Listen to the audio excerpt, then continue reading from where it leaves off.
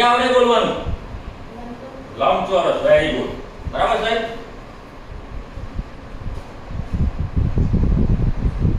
ચલો આ કયું છે તો બોલો ત્રિકોણ વેરી ગુડ આને શું કહેવાય બોલો બેટા વર્તુળ પછી આમાં વર્તુળ આવે ત્રિજ્યા આવે ને આવું બધું આવે ખબર છે ત્રિજ્યા આવે વર્તુળ આવે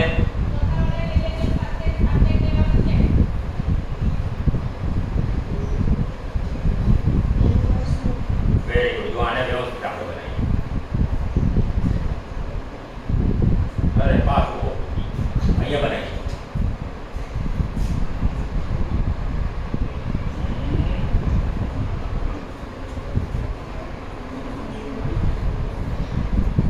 કયો ખૂણો કહેવાય 90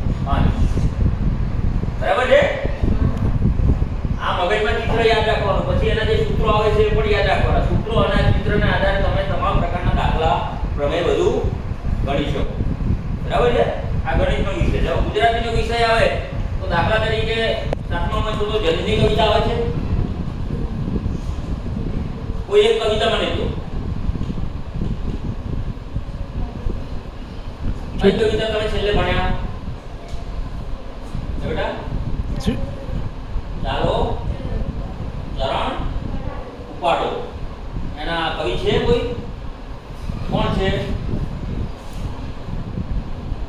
આ બધું યાદ રાખવાનું હોય કવિતા એના કવિ કારણ કે તમે આગળ જ્યારે કોલેજ કરશો પીએચડી કરશો ડિલીટ કરશો એપ્લિક કરશો કે ગમે તે યુપીએસસી જીપીએસસી કોઈ પણ કરો